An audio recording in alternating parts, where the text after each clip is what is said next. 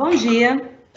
Em nome da ArcelorMittal, dou boas-vindas e declaro aberto o nosso webinar sobre economia circular, criando laços mais inteligentes para um mundo melhor e mais circular. O webinar faz parte das ações voltadas à celebração do Dia Mundial do Meio Ambiente, que acontece todo dia 5 de junho.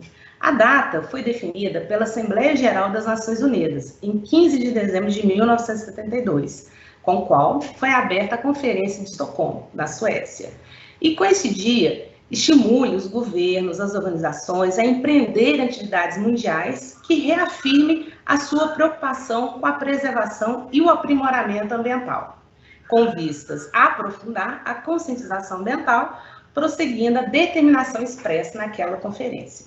Portanto, especialmente nesse ano, o Programa das Nações Unidas para o Meio Ambiente está tratando o tema #A Hora da Natureza. É hora de acordar, tomar nota para elevar as nossas vozes. Está na hora de recuperar o melhor das pessoas e do planeta. Neste Dia Mundial do Meio Ambiente, é a hora da natureza.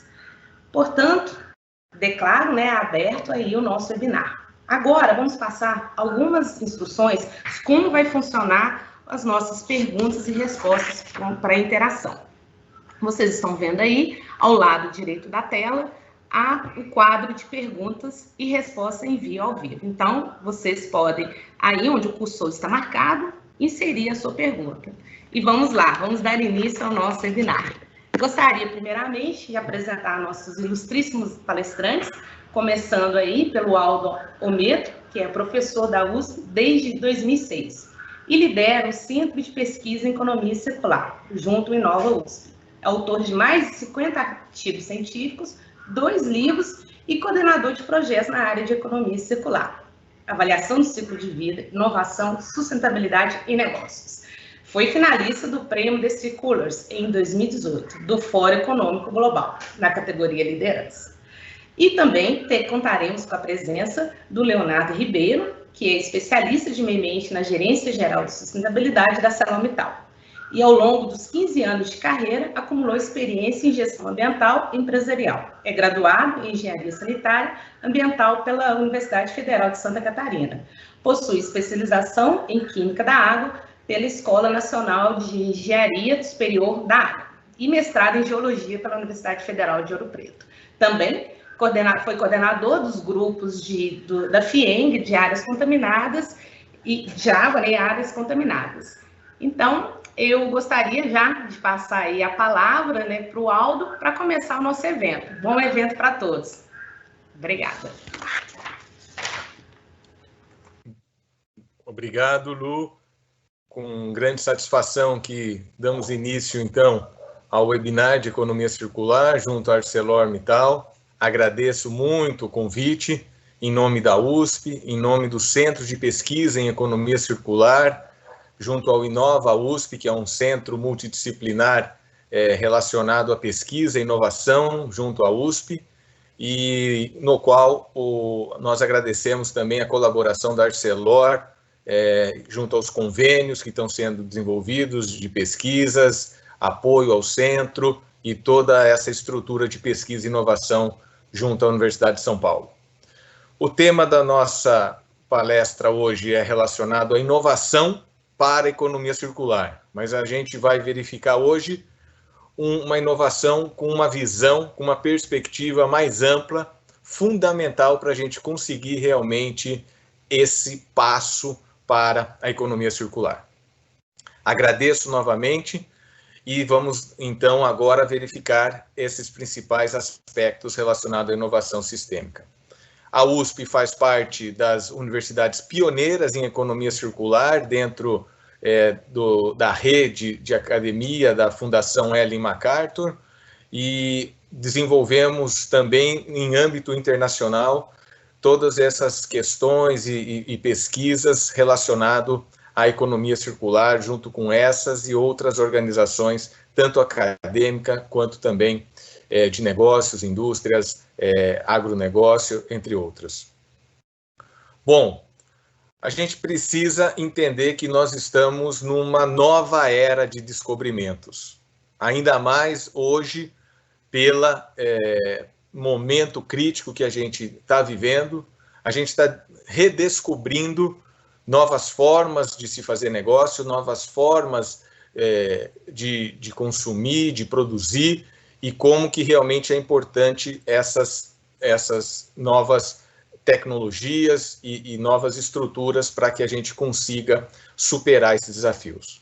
Mas vamos pensar, então, num âmbito bem amplo, num aspecto histórico, de como e de onde que a gente parte, pensando nesse setor lá da Idade do Ferro, antes de Cristo, mais de 1.200 anos antes de Cristo, a gente começa a utilizar o ferro para nossa sobrevivência, para que a gente consiga ter ferramentas mais práticas para que a gente viva de modo melhor.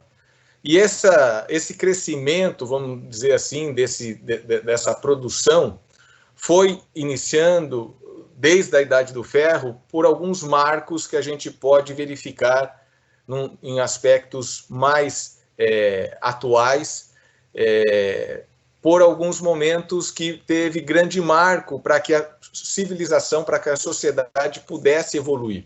Um dos marcos foi a impressão que possibilitou a disseminação do conhecimento, dos conteúdos, e fez com que a gente pudesse ter uma maior evolução como espécie.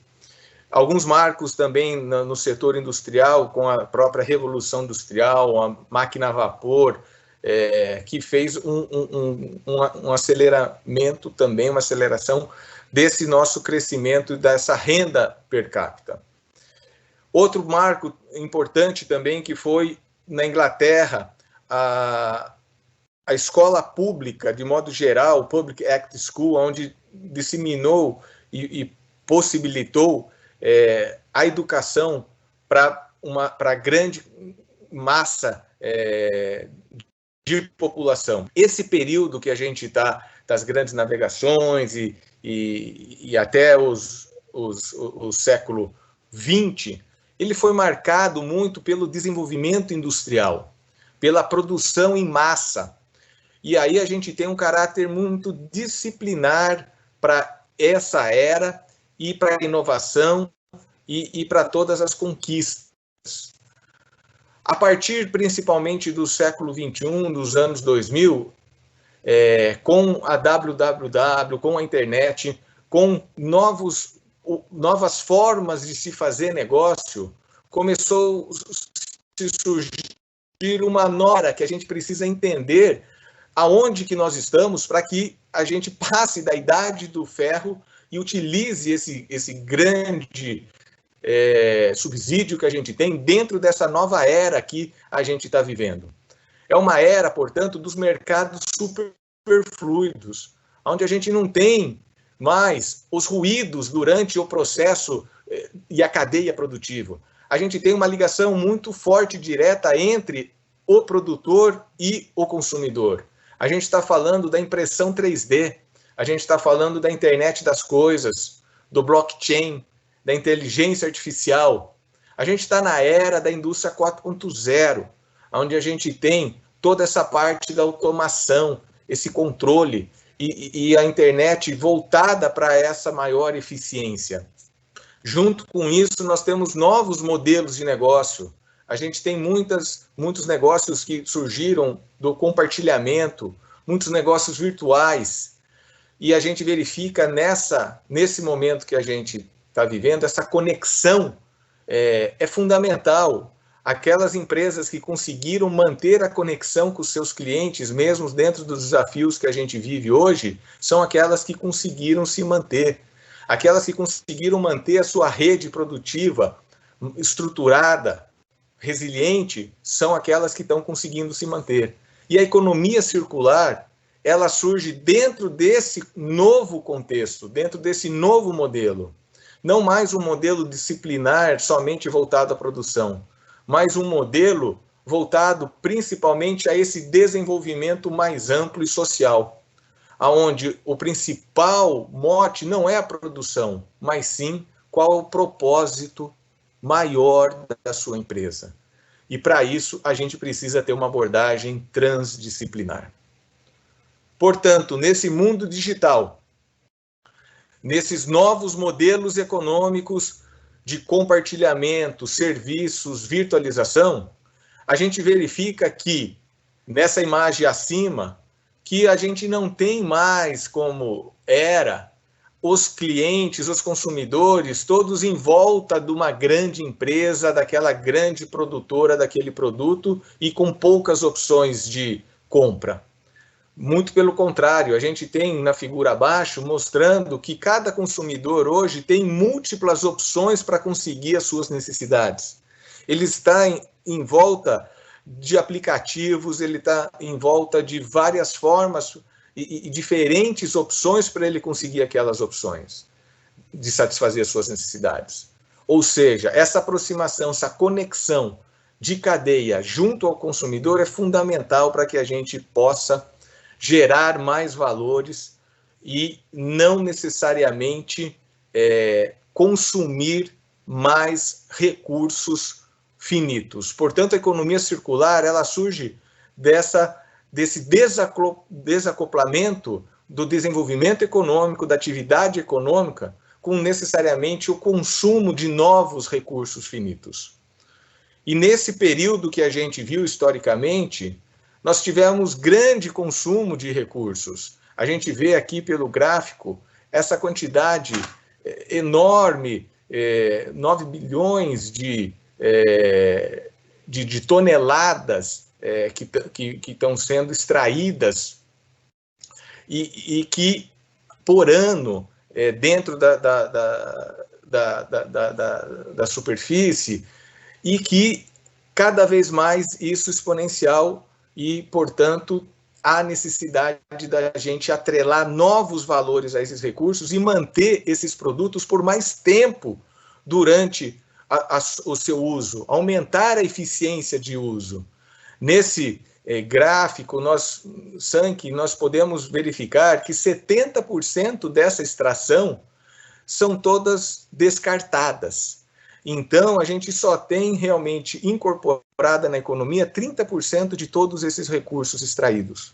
Há, portanto, a necessidade de se repensar esse modelo de negócio e a gente entrar nessa nova era, desse novo meio tecnológico, desse novo meio econômico, junto com esse recurso importantíssimo que, no nosso caso, a gente está falando do aço.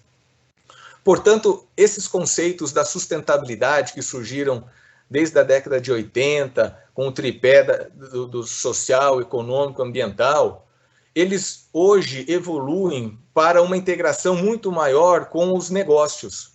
O Fórum Econômico Mundial, em 2014, lança, portanto, a necessidade de se acelerar a escala das cadeias de suprimentos globais, mas sem necessariamente aumentar a extração dos recursos físicos, finitos, mas sim com o seu reuso, com uma nova forma de você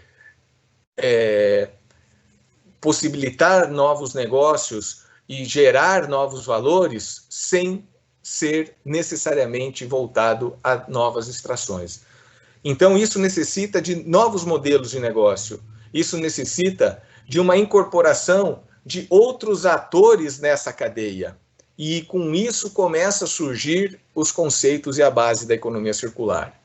Não somente como uma reciclagem ou um reuso, mas pensado como um sistema que gera e recupera valores, não somente de produtos físicos, mas incorporando serviços, incorporando isso por longo prazo, e para que esse valor possa atingir a maior quantidade de partes envolvidas, quanto maior, melhor.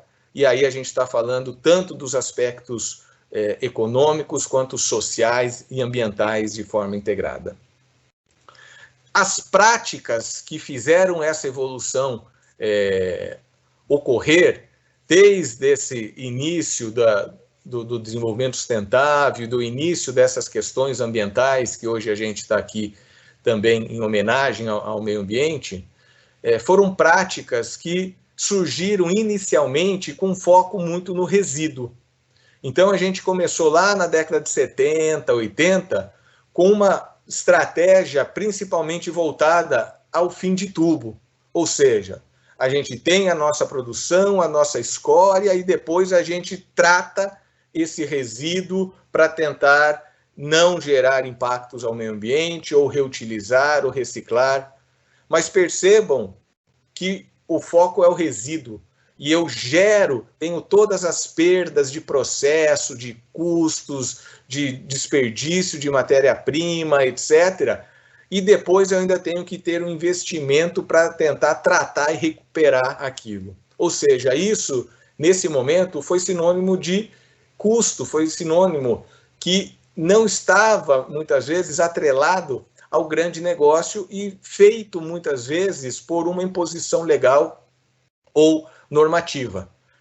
Só que essa estratégia que se mantém durante esse período que a gente está conversando, mas ele se evolui. Ele se evolui buscando, a partir principalmente da década de 90, verificar quais são as causas da geração desses resíduos e desperdícios e melhorar na eficiência do processo, melhorar com tecnologias, gestão, técnicas, práticas que busquem eliminar a causa da geração daqueles resíduos, daqueles desperdícios. Então surge o conceito e as estratégias de produção mais limpa. Só que muitas dessas causas não estavam somente no processo específico da minha empresa. Muitas causas estavam na matéria-prima de baixa qualidade que vinha do meu fornecedor, os impactos estavam mais para frente durante a fase de uso. Portanto, a gente precisava ampliar essa visão e a partir dos anos 2000 a gente começou a trabalhar a visão de ciclo de vida de produto. E o design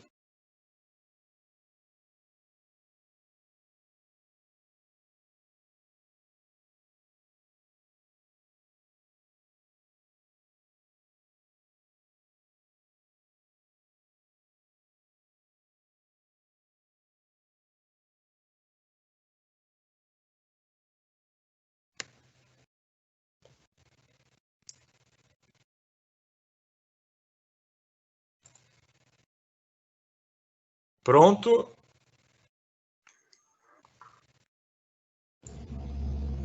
Retornou. Sim, Al. Ok. Obrigado. Caiu aqui a rede e voltou. Portanto, a gente começa a pensar, a partir dos anos 2000, do ciclo de vida do produto e do projeto desse produto, desde a extração da matéria-prima, todo o processo de manufatura, uso e pós-uso do produto, para que seja reduzidos os impactos ambientais negativos. Contudo, eu só projetar o produto e manter todo o meu negócio voltado à venda ou a um tempo curto de vida desse produto e não pensar no negócio como um todo, não estava dando muitos resultados. O grande diferencial que a gente vê a partir, principalmente, de 2010, nessa última década, são as inovações relacionadas aos modelos de negócio. E como que eu consigo ter o projeto de um produto dentro de um modelo de negócio onde ele vá durar mais tempo, onde ele já seja pensado para ser reincorporado, para ele ser remanufaturado. E, portanto, a gente tem muitas mudanças, por exemplo, da venda para o serviço. Porque a hora que eu mudo para o serviço, a Philips tem o Lighting as a Service, eu não compro mais a luz, a lâmpada, eu vou atrás da iluminação. E todo o projeto dessa iluminação é feita pela empresa. A lâmpada já vai ter o seu destino e já vai ser toda a sua cadeia reversa já estruturada dentro desse modelo de negócio relacionado ao serviço. Então, a mudança do modelo de negócio é fundamental para eu conseguir colocar em prática todos esses benefícios relacionados às melhorias do ciclo de vida. Só que esse modelo de negócio também não pode ser olhado somente entre a empresa e o cliente. Ele precisa ampliar essa visão para toda a cadeia e para todos os atores que formam esse ecossistema. E, portanto, a economia circular, ela só realmente vai conseguir ser colocada em prática a partir do momento que eu tiver todas essas estratégias, mas o passo principal é a formação desse ecossistema de negócio circular. Portanto, essa inovação sistêmica que é fundamental. E essa é a inovação para o futuro que Harvard coloca, da proposição de valores para que outros stakeholders possam ser incorporados. Você não pode focar o seu ecossistema e a sua visão de inovação somente entre consumidor e a sua companhia. Você precisa expandir esse foco e gerenciar essa complexidade, é o grande desafio para encontrar as inovações realmente para essa nova era.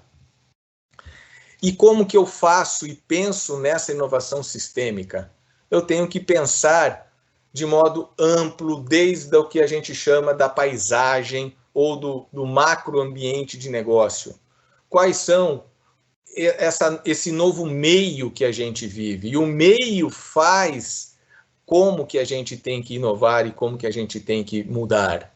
E esse meio está mostrando para a gente a necessidade de se pensar nesse longo prazo, a necessidade da gente pensar nas questões ambientais, nas questões sociais, nas questões de cadeia, porque uma empresa só não consegue sobreviver, e a importância desses novos atores para que a gente consiga manter esse valor por longo prazo.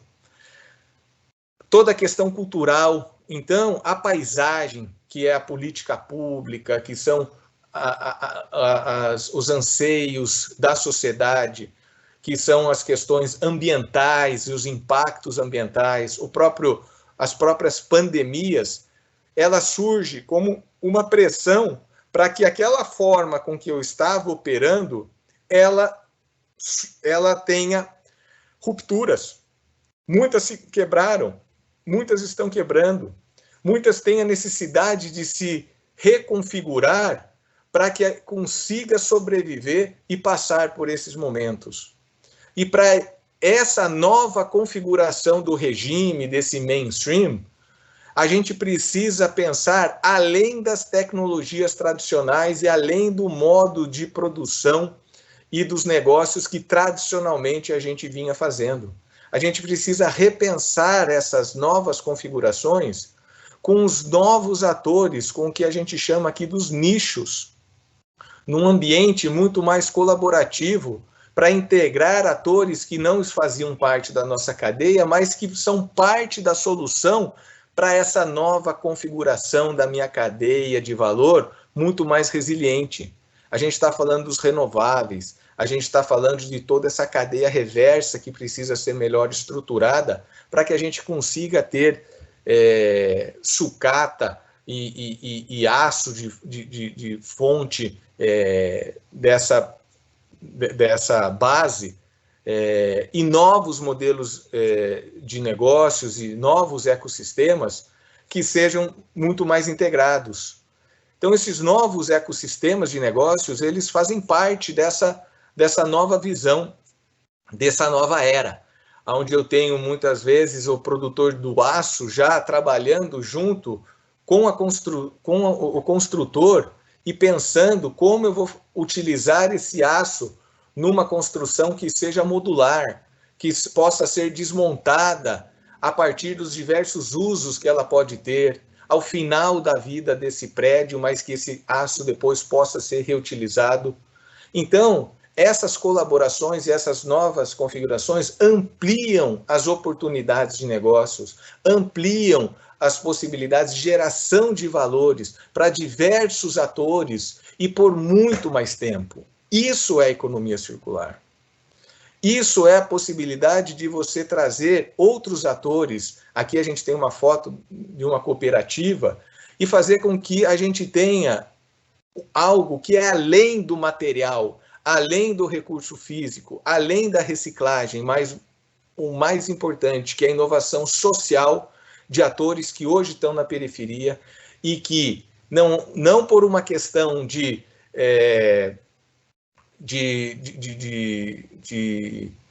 ajudar, mas sim para construir um ecossistema resiliente. Outros atores precisam fazer parte e essa estruturação é fundamental e estratégica para quem lidera esses ecossistemas. Portanto, a inovação sistêmica, ela compreende todos esses aspectos da sustentabilidade, buscando uma economia circular, mas não só por acaso ou algo que aconteceu, mas projetado, algo que sistemicamente foi projetado e orquestrado. Muito bem, turma, a gente está nessas novas eras, portanto, do descobrimento, e surge, lógico, muitas oportunidades, desafios para cada setor.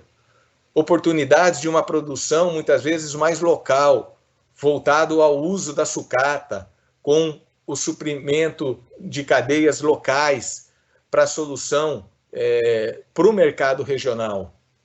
A gente tem as possibilidades do uso do carvão vegetal em substituição ao mineral, com base renovável e sustentável.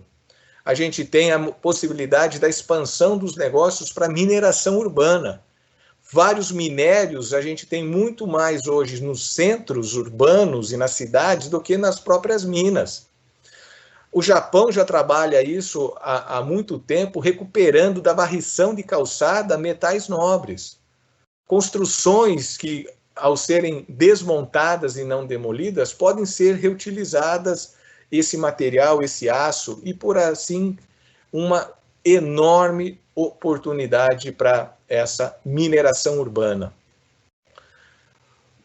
Desafios maiores como o produto como serviço e não a posse e a compra e venda, mas sim o uso, sim o serviço. Eu posso falar, e tem exemplos de aluguel do aço para ser utilizado em determinadas aplicações, e isso ser pago como um serviço e não como uma venda, e isso garante o retorno do material após o uso. Mas todas essas soluções só vão ocorrer realmente se a gente tiver ecossistemas de negócios muito mais resilientes.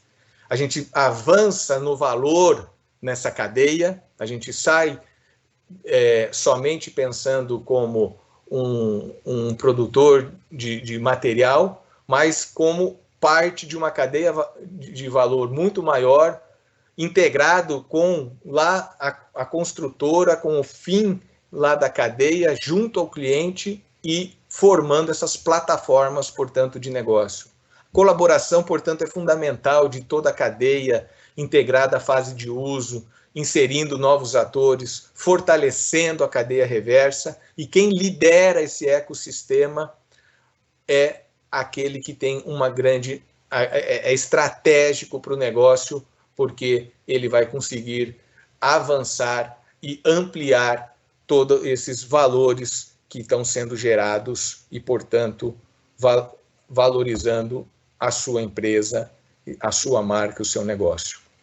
Lógico que para esses desafios e oportunidades, macro enablers, né, facilitadores, são fundamentais, como políticas públicas, maior nível de educação para que isso tudo se conecte, novas tecnologias, infraestrutura básica que a gente precisa de saneamento, de estradas, enfim, de toda essa base para que a gente consiga colocar essas práticas realmente no nosso dia a dia. Rapidamente, eu vou fechar com alguns casos que foram desenvolvidos de pesquisa e inovação junto ao nosso centro da USP de Economia Circular, no qual ele tem uma abordagem que vai desde essa visão ampla do ecossistema do negócio e como que a gente monta isso para a economia circular, trabalhando muito na gestão da mudança estratégica, desse mindset, dessa cultura, para ampliar essas oportunidades de modelos de negócio, de design e todo o acompanhamento dessa solução. gerenciando, portanto, toda essa rede de valor de modo colaborativo com os stakeholders, desenvolvendo novas competências e, é lógico, monitorando indicadores para que a gente consiga verificar o desempenho sistêmico dessas soluções. Tivemos um projeto com a CNI que se mantém de alguma forma, onde nós desenvolvemos um relatório com as oportunidades e desafios para a indústria brasileira, com vários casos. Isso vocês têm acesso público e gratuito pela internet nesse relatório. Mas o grande framework do ecossistema que a gente chega é que, para a gente conseguir montar isso, a primeira grande mudança é no mindset, na cultura para o negócio que a gente precisa ter quando a gente está falando não mais de uma economia linear para uma economia circular. Em como que a gente propõe esse valor para todo o sistema e de longo prazo, todos esses atores que são integrados nessa cadeia, como a gente faz esse desenho para a circularidade, que não é só do meu material, do meu produto, mas de toda a funcionalidade da cadeia, e como a gente incorpora os ciclos reversos de modo a restaurar e regenerar esses valores por longo prazo. As mudanças principais desse mindset, e aqui está, acho que a grande conclusão de toda essa nossa fala, é a mudança do escopo, não mais eu pensar no modo linear do meu processo, da eficiência do meu processo, mas além disso eu buscar a efetividade do ecossistema. Eu buscar impactos positivos para todos os atores desse ecossistema. Eu não pensar somente na redução de custo, eliminar opções de inovações mais disruptivas, mas eu pensar muito mais em geração de novos valores. Eu pensar muito mais no longo prazo do que no curtíssimo prazo. Eu pensar muito mais em todos os stakeholders do que no shareholder. Eu pensar muito mais de modo colaborativo para criar esses novos valores do que na competição. Eu olhar o meu cliente muito mais como um usuário do que um consumidor. Ou seja, eu buscar, ao invés de extrair, produzir e descartar, eu buscar um sistema que seja restaurativo e regenerativo por design, por vontade, por projeto. Alguns exemplos disso nós tivemos aplicações, por exemplo, no setor do aço com HRC, que já vem de uma colaboração de uma empresa sueca, da holding, com a Oxipira, e eles têm um processo de deposição a laser de determinados minerais para que determinadas peças, como facas, para as colhedeiras de cana, martelos para mineração, eles têm uma durabilidade maior, uma maior resistência. E isso fez com que o produto deles fosse um produto premium e que não encaixava num modelo tradicional. E nós trabalhamos junto com eles para que a gente mudasse o seu modelo de negócio para serviço.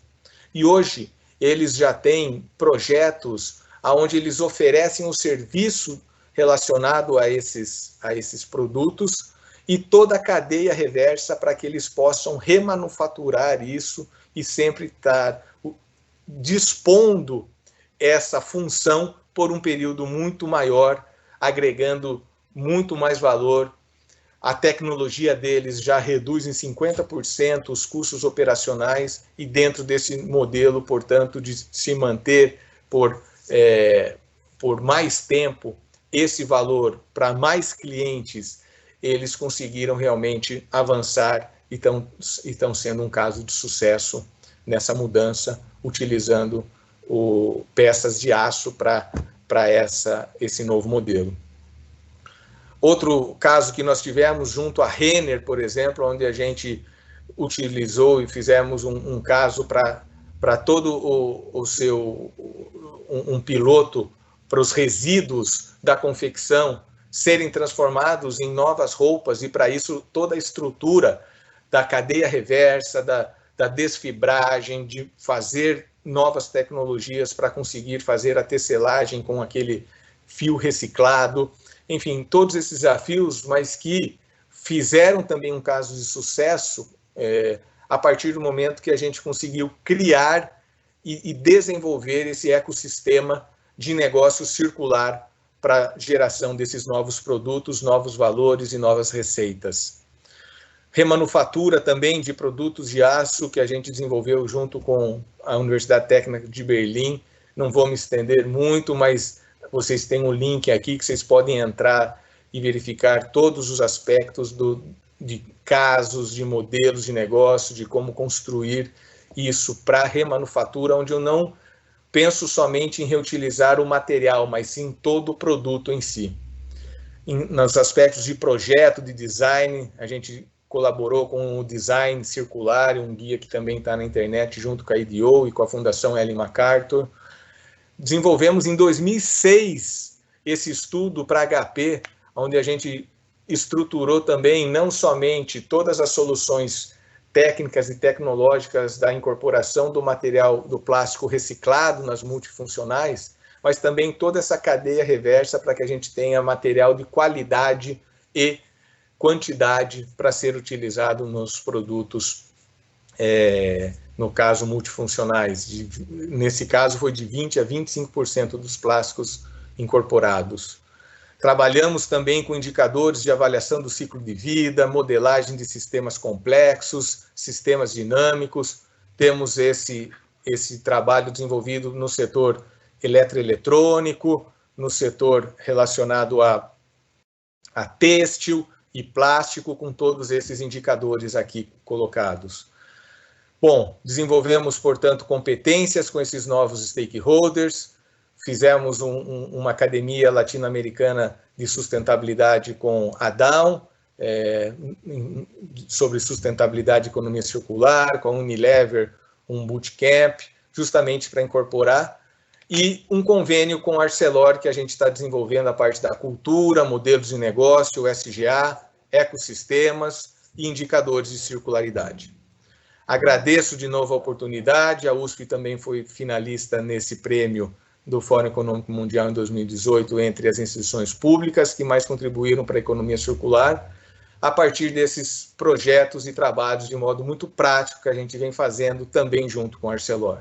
Agradeço a oportunidade e espero que a gente possa continuar essa conversa e isso seja somente uma semente para a grande mudança, uma mudança realmente de uma gestão e uma mudança cultural dentro dos negócios de todo o setor e da economia como um todo.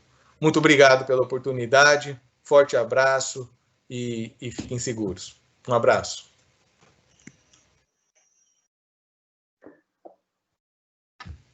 Bom dia a todos. Prazer poder falar aí com todos e eu vou tentar, após essa bela fala do Aldo, colocar um pouquinho de como que o aço está dentro desse sistema de economia circular e o que a ArcelorMittal tem feito, né, para auxiliar nessa transição de uma economia linear para uma economia circular, né, mais circular. E eu gostaria de começar, primeiro, a gente entendendo o nosso produto e como que a gente se posiciona em relação a isso, né? O aço ele tem sido fundamental para o progresso humano e ele vai continuar sendo, porque ele é forte, mas ao mesmo tempo ele é flexível, né? Ele é durável, raramente algum produto perde a utilidade porque o aço deixou de cumprir, né, a sua função. Ele tem potencial para ser reutilizável, como o Aldo falou, desde que se pense isso no design. Ele é um material mais facilmente reciclável em produtos de melhor e até maior qualidade, né, que o original, né? Então ele se torna um produto com muitos atributos para uma economia mais circular. Mas a gente também tem que olhar para frente, né? E é essencial que o próximo capítulo dessa história do aço, ele não comprometa as gerações futuras. O aço precisa evoluir para se tornar ainda mais inteligente e mais sustentável. E para isso a gente precisa entender e compreender as tendências ambientais e sociais que de longo prazo que vão moldar, né, a nossa sociedade e o contexto que a gente opera. Isso significa ouvir atentamente e verdadeiramente, né, todas as nossas partes interessadas, as comunidades locais que estão ali, né, do lado das nossas sites, né, os investidores que buscam um retorno para os seus investimentos de longo prazo, né, num ambiente seguro, e os clientes, né, que também querem reduzir a pegada de carbono dos seus produtos, querem tornar os seus produtos mais circulares. Então, a gente tem que também sempre inovar, né? E trabalhar nesse futuro significa, então, toda essa complexidade, né, que existe nesse ecossistema. E só assim que a gente vai conseguir, né, ouvindo essas partes interessadas, né, começar a trabalhar hoje para a gente conseguir chegar num futuro, né, que a gente consiga lá gerar produtos mais sustentáveis e soluções inovadoras em aço, né, para um mundo melhor. E isso é essencial, que a gente comece a fazer já hoje, né, integrar, e a gente já faz isso, mas integrar cada vez mais o desenvolvimento sustentável e a economia circular nos negócios, né, para garantir que o aço se continue e seja um material de escolha para o futuro. E como o Aldo bem falou, a gente precisa entender que o contexto que nós estamos é um contexto que, a partir da Revolução Industrial, gerou um progresso e aí aumentou, né, um crescimento aí significativo da população, que vai beirar os 9 bilhões de pessoas, né? Ou seja, é uma relação direta da expectativa de vida com o PIB, né? Ou seja, o PIB gerando um aumento na melhoria de qualidade de vida, mas ao mesmo tempo gerando um problema. Como é que a gente consegue conviver, né, e manter a prosperidade com 9 bilhões de pessoas? E a gente, pensando no modelo de negócio, esse PIB está muito associado, né, ao uso de recursos naturais. E essa dissociação se torna necessária, porque para colocar esses 9,5 bilhões de pessoas na forma que a gente quer, na qualidade de vida que a gente quer, a gente precisaria de mais ou menos 3 planetas. É um número que se fala aí, né? E nós não temos 3 planetas, nós temos só um. E isso é comprovado na hora que a gente começa a ver o preço das commodities, né? A partir do ano 2000, você começa a ter muito mais volatilidade e um aumento do preço médio delas, né?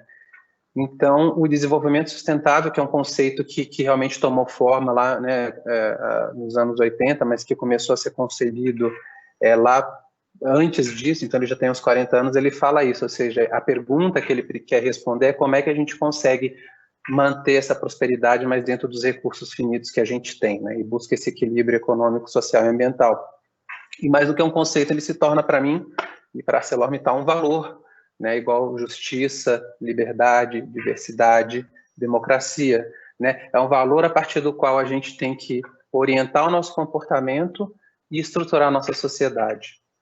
E esse tipo de valor, esse valor que existe hoje, ele foi, de certa forma, já materializado, né? É um acordo que existe entre mais de 180 nações no mundo, né, com os Objetivos do Desenvolvimento Sustentável, com metas até 2030. E eu gosto muito dessa figura aqui, que pega esses ODS e coloca a biosfera na base, porque a biosfera na base, ela garante os serviços ambientais, né, estáveis, no qual a gente consegue uma sociedade equânime, uma sociedade justa, né, e tudo isso promovido por uma economia que tem que se tornar mais circular para proteger o que vem de baixo, né? E, por fim, o ODS 17, que é trabalhar em parceria, conectando todas essas camadas dos ODS, né? Ou seja, é trabalhar não só para dentro da minha usina, mas olhar para fora, né? Esse olhar para fora que a economia circular promove. E o problema todo é que esse ecossistema, ele tem sofrido pressões, né? Essa biosfera que dá a base para a nossa sociedade, ela tem sofrido pressões muito fortes, né? Se a gente vai no Fórum Econômico Mundial, a gente vê que os maiores riscos percebidos pelos líderes, né, as lideranças econômicas, mostram aí os verdinhos, né, eles são os maiores riscos em termos de impacto e probabilidade. E se a gente pega desde 2007, onde esse relatório começou a ser feito, a gente vê que a tendência é ficar mais verde. Em 2020, os 5 maiores riscos em termos de probabilidade são riscos de caráter ambiental. Em termos de impacto, são 3, mas se a gente pega o vermelho ali à direita, ele é um risco de escassez hídrica, que também está diretamente relacionado aos serviços ecossistêmicos, né? E tanto é que esse tema é tão importante que ele foi a pauta do Fórum de Davos, né? A gente chama de ESG, que é Meio Ambiente, Sociedade e Governança, né? Então, quando a gente ouve os clientes, a sociedade dos investidores, essas perguntas orbitam em alguns temas, uns grandes temas, né, que são o que a gente está fazendo para inovação e economia circular, para atingir os ODS, o que a gente está fazendo para reduzir a nossa pegada de carbono e qual é a nossa estratégia para isso, né, e o que a gente está fazendo em relação à nossa cadeia de suprimentos, né, para garantir que os ODS também sejam replicados para lá. E isso tudo conduz mudanças na nossa forma de produção, no nosso produto e no nosso modelo de negócio, né? Então, assim, ao ouvir essas expectativas, a gente pergunta qual que é o nosso caminho, né? Ou seja, o que que a gente tem que ir para frente, né? Eu acho que a primeira coisa que a gente tem que fazer é olhar no espelho e avaliar com calma e de forma verdadeira. Onde é que a gente está contribuindo positivamente para atingir os ODS? Em que momento que ele atrapalha? Né? Em que momento que a gente tem que melhorar a nossa forma de agir, melhorar os nossos produtos para facilitar essa questão. E a economia circular dá esse mote, ela apresenta uma estratégia, né? E se a gente pensar no aço, que a gente chama de tecido da vida, porque ele realmente permeia toda a forma como a nossa sociedade se estruturou, a gente vê que o aço é o material, né, um dos materiais mais utilizados no planeta, então não adianta, impactos absolutos, os impactos deles vão ser os maiores também. E 50% desse consumo ele está mais relacionado à questão da construção civil, né, que é o segmento nosso de longos, mas a gente também tem um grande consumo aí no setor automotivo e na linha branca também com o nosso segmento de planos, né? E como o Aldo falou, entendendo essas perspectivas, entendendo que uma sociedade que a gente considera com uma qualidade de vida adequada tem mais ou menos um consumo de 10 toneladas per capita de aço, né? E vendo a evolução aí das estimativas populacionais que a gente vai chegar, é possível que a demanda de aço dobre. E aí o desafio é esse: como é que a gente mantém uma qualidade de vida, né? Hoje para essas e como é que a gente consegue manter para essas e trazer mais 3 bilhões de pessoas para o planeta, mais ou menos, né? Duplicando uma produção, mas reduzindo pela metade os impactos absolutos que tem hoje. É um grande desafio que só é superado com trabalhos em parcerias, né? E aí a ArcelorMittal lança, né, as 10 diretrizes, compreendendo, digerindo isso, né, falando o seguinte: o aço tem papel vital a desempenhar numa economia circular de baixo carbono, tá? E aí a gente começa a perguntar o que a gente tem que fazer como empregados, como pessoas, como parceiros da empresa, para ser verdadeiros, né, a essa frase, né? E essas 10 diretrizes de sustentabilidade que nos dão o como fazer, elas permeiam 6 grandes temas, que é saúde, segurança, inovação em produto, e eu diria também que modelos de negócio, né, o cuidado com o meio ambiente. A gente deixa mudanças climáticas, mudanças do clima, que é algo super importante, separado até da questão ambiental, mas ele está dentro da sustentabilidade. Segurança para o nosso consumidor, de que ele está comprando um produto que tem toda uma cadeia responsável por trás dele, e toda a questão social, né? É o nosso trabalho com a comunidade, sendo transparente e adotando práticas que evitem toda e qualquer forma de corrupção, né?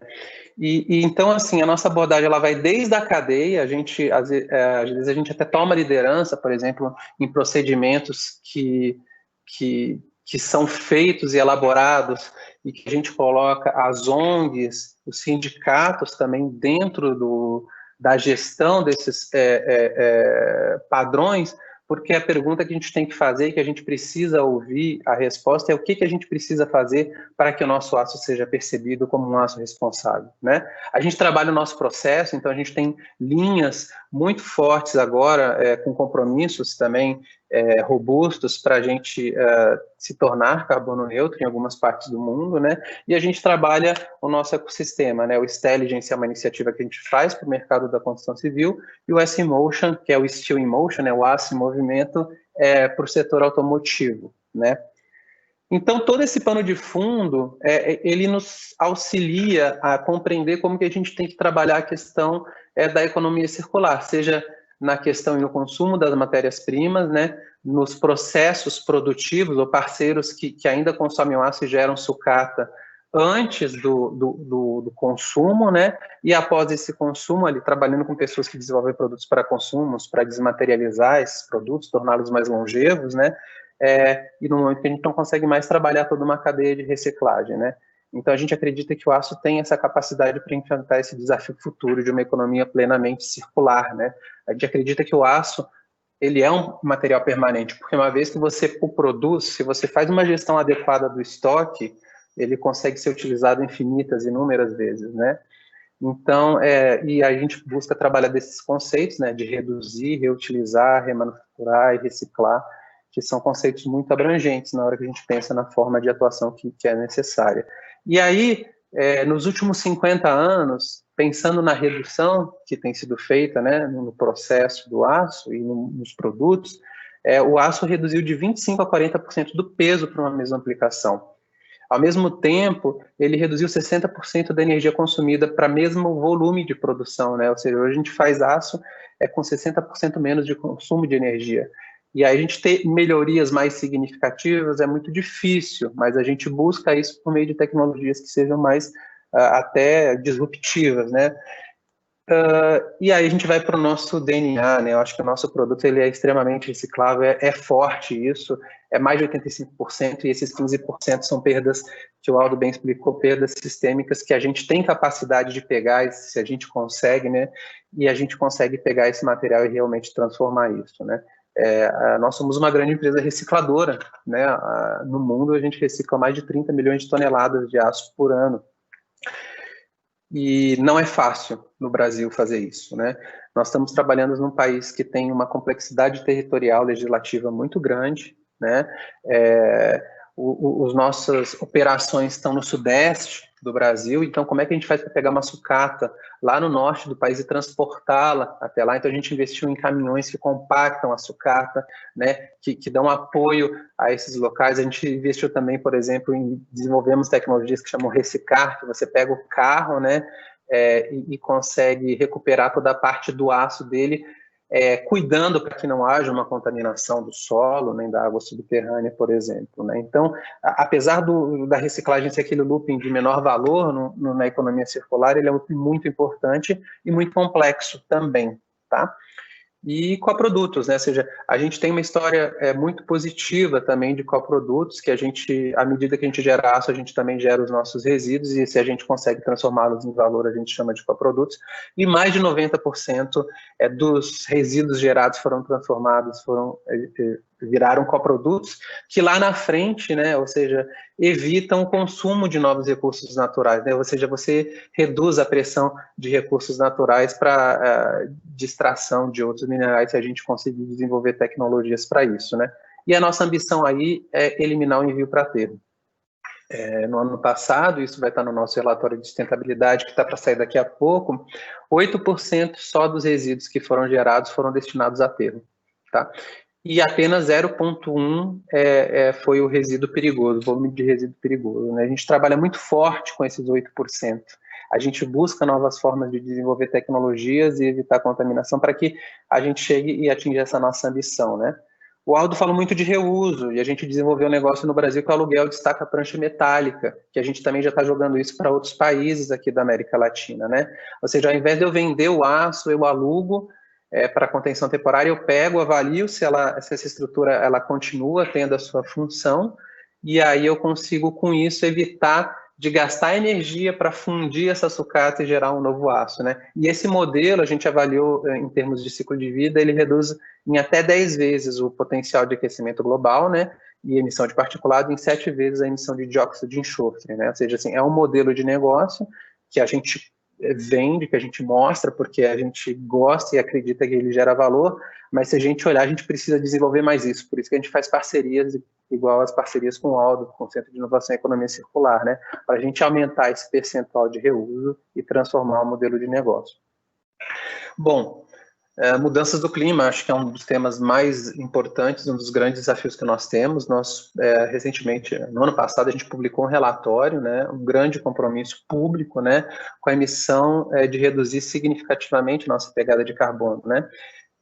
O aço é responsável aí de 7 a 9% das emissões globais. E ao invés de se esconder, não, acho que o importante é isso. A gente fala, olha, está aqui um relatório no qual a gente se compromete a ser carbono neutro na Europa até 2050, mas a gente tem um caminho de reduzir em 30% as nossas emissões até 2030, e no resto do mundo, esse ano, todas as empresas e sites e países, né, no qual a ArcelorMittal opera, vão ter que propor metas, né? Ou seja, e a gente não simplesmente fala, nós temos essa meta nesse relatório, eu convido todos a buscarem isso no site da ArcelorMittal, mas a gente fala como, né? Como que a gente precisa buscar isso? A gente explica também por que é difícil e aonde que a gente precisa de políticas públicas para auxiliar nessa meta, né, atingir essa meta. Então, a gente trabalha o carbono circular, a captação e armazenamento de carbono e também energias limpas, né? E nós não só falamos, a gente está também trabalhando com muitos projetos, pilotos e até em projetos de escala comercial, né? Investimentos aí que beiram mais ou menos 2 bilhões de reais, né? E o Brasil, ele tem um diferencial, né? O Brasil, ele tem uma rota, que é a rota do carvão vegetal, que é a partir da produção do eucalipto, né? Nas nossas florestas, a gente transforma isso em carvão vegetal, ou seja, à medida que a floresta cresce, ela capta o carbono, e na hora que a gente gera o carvão e gera o aço, a gente está reemitindo esse carbono, mas a gente não está pegando um carbono que está estocado, né, na biosfera e emitindo ele, né? E além disso, a nossa matriz energética, ela é limpa. Então, assim, o nosso aço, ele realmente tem aí um grande potencial também para ter uma pegada menor de carbono quando comparado com o resto do mundo. E eu sei que a gente já está avançado no tempo, então eu vou passar um pouquinho o Stelligence. O Stelligence é uma grande iniciativa da ArcelorMittal Mundial, que ganhou um prêmio, né, o Oscar do Aço, Steel Awards, e que ela busca olhar para a construção civil e falar assim, vamos pensar, ou vamos tentar repensar, e eu diria que é uma inovação aberta, vamos repensar a forma de construir, né, porque se a gente parar para pensar, a gente tem um setor de construção civil aí que é um dos grandes desafios do desenvolvimento sustentável, né? Então a gente busca construir um futuro sustentável para essa construção de forma colaborativa, né? Ou seja, que tipo de edifício vai permitir que as gerações futuras consigam viver de maneira sustentável? E quem que vai construir? Qual tecnologia de aço que esses edifícios precisam, né? Porque se a gente olha até 2050, a área construída de aço vai dobrar. O ambiente construído hoje, ele é responsável por 50% do consumo de recursos do planeta, né? E os resíduos para aterro, grande parte, são resíduos de demolição, né? Então, a gente busca falar assim, vamos pensar numa construção que você não precisa demolir, porque o aço continua lá com as características estruturais. Vamos pensar numa construção que a gente consegue desmontar, né? E se a gente pensa no setor de construção, o aço ele acaba sendo responsável por 39% das emissões globais de CO2, né? O conceito, ele foi feito, ele é público, vocês também podem entrar no site, que está aqui no canto, né, e ele avalia não só as questões ambientais, mas também sociais e econômicas do ciclo de vida, né, e a gente também, mostrando que a gente consegue falar, né, sobre o aço, a gente consegue mostrar também que a gente faz aqui no Brasil, né, somos a primeira e única empresa hoje do aço, né, no Brasil, a ter uma declaração ambiental de produto tipo 3, que é basicamente uma informação nutricional do nosso produto, né, como se fosse um iogurte lá que mostra as calorias, lá mostra lá os impactos que nós tivemos, né, para pegar esse nosso aço, desde a extração até o transporte, até a produção, incluindo também os benefícios da reciclagem no fim da vida, né, e nós não temos isso só para um produto, nós temos 6 declarações que englobam grande parte dos produtos que nós oferecemos na construção civil. Isso tem a ver com transparência, isso tem a ver com a gente conversar com o nosso cliente, auxiliá-lo também a trabalhar uma economia circular, né? E quando a gente pega um edifício comercial, né, que aqui, e diz que ele, bom, aqui está 100% de impacto, né? São impactos que a gente avalia desde do potencial de aquecimento global até a questão da depleção da camada de ozônio, acidificação dos oceanos. Se a gente pega os nossos aços, a gente consegue trabalhar desde a concepção da obra, a gente consegue reduzir aí, né, e a gente faz umas análises, a gente tem uma equipe hoje no Brasil com engenheiros preparados para fazer esse cálculo e auxiliar nisso, né, a gente consegue reduzir 20% o impacto ambiental quando comparado com uma construção normal. É muita coisa. E já indo para o final da minha apresentação, né, eu vou colocar aqui uma fala do nosso CEO, que fala o seguinte: a perspectiva de crescimento para materiais é forte, né? E a gente vai precisar, não tem como a gente fugir da mudança, né? A questão não é se a gente vai ter uma transição para a economia circular, ela já está ocorrendo. A questão é quão rápido a gente consegue fazer essa transição para dar conta e para dar uma qualidade de vida adequada para todo mundo que está vindo aí e para que a gente consiga eliminar de vez a pobreza, né? E aí a gente também, né, de novo, falando que a gente não só fala, a gente busca fazer. A gente está com convênio com o Aldo, estamos trabalhando aí, igual o Aldo falou. A gente tem a cátedra da USP, que é o Construindo Amanhã, né, que tem a ver com o Stelligence. A gente hoje é presidente da Rede Empresarial Brasileira de Avaliação de Ciclo de Vida, que busca disseminar conceitos de economia circular e avaliação de ciclo de vida, né, para o nosso país, né, dando apoio a todo esse ecossistema que existe. Nós, ArcelorMittal Brasil, representamos mundialmente o grupo no Factor 10, que é uma iniciativa do Conselho Empresarial Mundial para o Desenvolvimento Sustentável. O Factor 10 significa como é que a gente consegue acelerar em 10 vezes essa transição da economia circular, de uma economia linear para uma circular, né? E a gente é membro ativo e a gente desenvolve muitos projetos, tanto com a inovação clássica quanto com a inovação aberta, com o nosso centro de pesquisa que temos aqui no Brasil e com o ArcelorLab, né? Então, assim, a gente tem que entender que o aço, ele vai fazer parte disso. É importante que ele faça, porque ao mesmo tempo que eu estou emitindo CO2, eu estou usando esse aço para uma estrutura mais limpa. Tem estudos aí que, dependendo da forma e da geração de energia que a gente está usando esse aço, você consegue compensar em até 6 vezes, né, essa emissão de carbono gerada no processo. A gente tenta ser protagonista. O nosso escritório central no mundo, ele foi construindo no conceito de Stelligence, ele vai ser uma obra 100% reusável, ou seja, desmontável, né?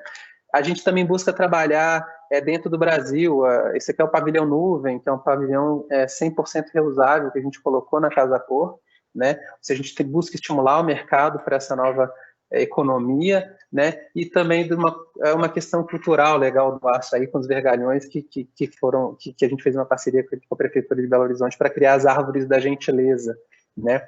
E aí eu vou terminar minha fala com a fala, na verdade, do nosso senhor, que fala, né, que o mundo enfrenta muitos desafios, né, uma população crescente, uma expectativa de vida melhor, né, e aí a gente precisa fazer essa transição, né. Então, assim, a gente está falando de liderança e de protagonismo, né, e Piaget, né, ele fala que, foi um psicólogo francês famoso, ele falava que a realidade é um caso particular do possível, né, existem várias possibilidades de nós transformarmos essa realidade, e acho que cabe a nós, né, tanto da ArcelorMittal, quanto de todo esse ecossistema, quanto membros ativos de uma sociedade, buscar novas realidades para que a gente consiga atingir os objetivos do desenvolvimento sustentável. Obrigado a todos. Bom, muito bom. Gostaria de agradecer aí as palestras do Aldo, do Léo, bastante interessantes. Gostaria de falar um pouquinho das estatísticas aqui do nosso evento.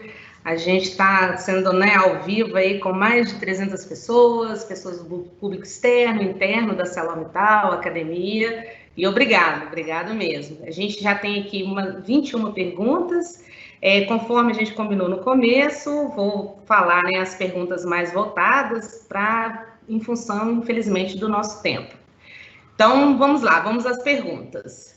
Vou começar aqui com a mais votada. Foi para você, Aldo. Aldo, bom dia. Acredita que a economia circular pode ganhar força com a pandemia do coronavírus? Tivemos efeitos positivos com a redução dos impactos ambientais provocados pelas indústrias e comércio, mas também tivemos efeitos negativos com a dificuldade tratativa de resíduos e sua reciclagem.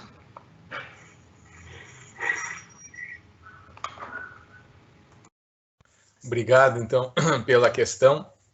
Eu acho que realmente esse momento crítico ele reforça a necessidade dessas soluções e dessa proposta da economia circular.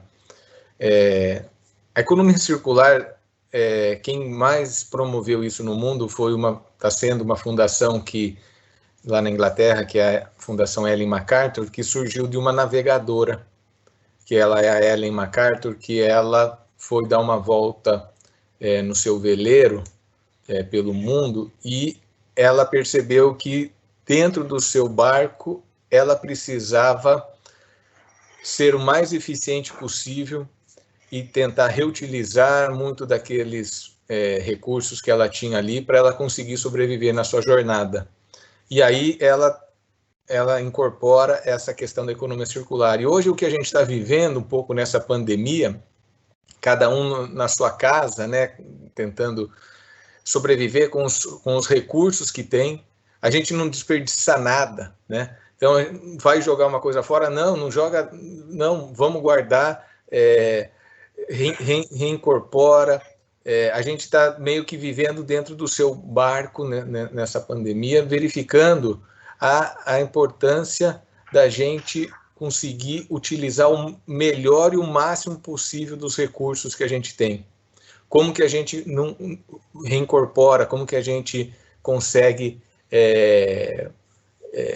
reintroduzir, muitas vezes, algo que precisa ser jogado fora, mas que possa ser reincorporado. Ou seja, a pandemia nos trouxe essa visão de escassez de recursos, realmente, essa questão relacionada a questões globais, e muitas vezes a gente fala de impactos globais, e a gente, mas será que mudanças climáticas, tal? Então, trouxe essa visão realmente que impactos globais são reais, e a gente está vivendo um grande nesse momento.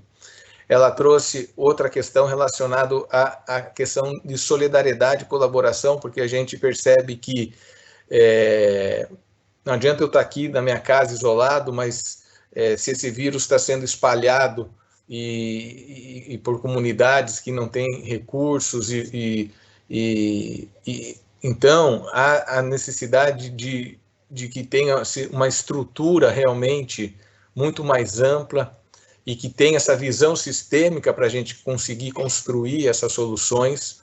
Não adianta só eu estar seguro, mas precisa que todos estejam, né? Então, essa questão social também é muito forte.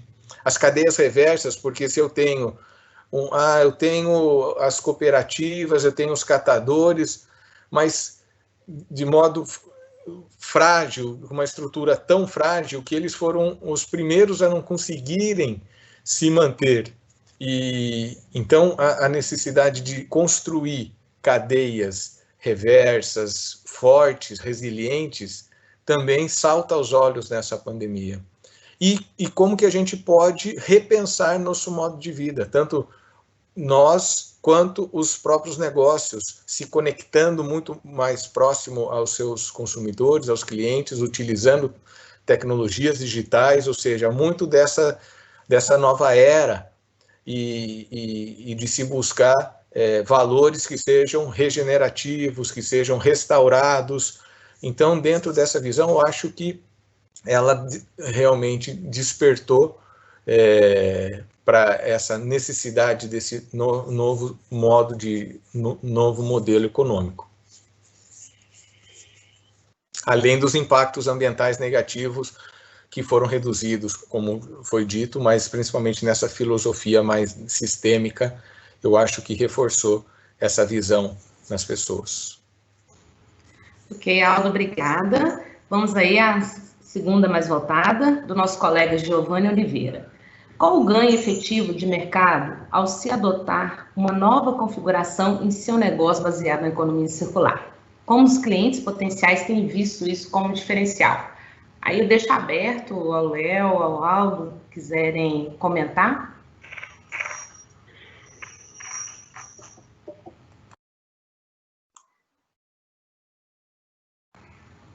Léo? Quer começar, Léo? Oi, Lu, falhou um pouquinho aqui a minha conexão, você pode repetir? Claro. Então, a pergunta do nosso colega, Giovanni Oliveira, qual o ganho efetivo de mercado ao se adotar uma nova configuração em seu negócio baseado na economia circular? Como os clientes potenciais têm visto isso como diferencial? É uma bela pergunta e bem complexa de responder, né? Porque a gente tem trabalhado, por exemplo, com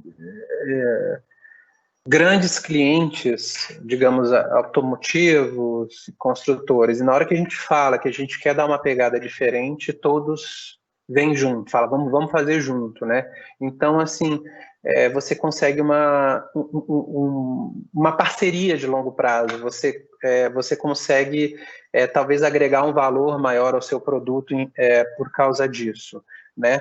Mas não é simples, porque o fator econômico ele ainda pesa muito, né? Ele pesa muito dentro de um processo. Então, assim, por isso que quando a gente fala de desenvolvimento sustentável e economia circular, e essa é a pegada da economia circular, é falar o seguinte: é possível a gente melhorar tudo isso e ainda conseguir aumentar o nosso market share, né? Mas fazer isso e medir isso, né, não é fácil. O Stelligen propõe isso de uma forma muito agregada, mas a gente não consegue segregar, olha, a gente vendeu esse aço só porque a gente tem desempenho ambiental melhor. É um conjunto de valores, né? Tem a ver com qualidade, tem a ver com saúde e segurança, tem a ver com custo e tem a ver com a cultura também de uma empresa, mas é óbvio que isso ajuda. A gente chama isso de faz parte de uma solução, é um conjunto de soluções para os nossos produtos e para os nossos clientes, né? Ok, obrigada, Léo. Bom, vamos caminhar aí para a nossa última pergunta, né? Dado o nosso tempo aí, já está ultrapassado. De uma pessoa que não se identificou e fala assim: Aldo, é correto dizer que a economia circular tende a valorizar mais os serviços que os produtos? Eu acho que ela busca gerar novos valores, né? E um dos meios é por meio dos serviços, né? A gente agregar valores por meio do serviço. E então essa questão do aluguel, essa questão de novos serviços atrelados, está correto a gente pensar em novos valores por meio do serviço, porque e o produto ser muito mais um meio do que o fim, né? E a gente pensar muito mais na função que vai ser utilizado esse produto e novas formas de como que ele pode ser oferecido e o produto físico se manter por mais tempo, de modo que possa ser utilizado por diversos atores, não só um uso específico, e recuperado. Então, o serviço ele consegue trazer essas propriedades para o produto físico em si. Então, é uma forma, assim, de se pensar novos valores que incorpora, mas é lógico que não adianta você só transformar em serviço e não pensar em toda essa visão sistêmica de se regenerar, de se recuperar esse valor e ser só um serviço e depois esse produto físico ser jogado fora, né? Mas pensar no serviço é agregar valores, sim, dentro da lógica da economia circular. Ok, obrigada, Aldo. Novamente, obrigada, Léo. Obrigada a todos que participaram e ainda estão conectados conosco. Só gostaria, né, que todos aí estão vendo na tela, está sendo projetado o nosso código QR aí, para uma resposta, né, em relação à pesquisa, né, de satisfação do evento. Para nós é muito importante o feedback de vocês. E, assim, o assunto é muito bom, muito gostoso, acho que a gente ficaria aqui a tarde inteira debatendo, mas, infelizmente, né, os compromissos, né, que temos aí ao longo do dia nos impedem que façam agora. Mas eu acho que a gente iniciou uma grande bate-papo, acho que vão vir, né, mais eventos nesse sentido, e, com certeza, né, muito obrigada mesmo, e declaro agora encerrada aí a nossa live.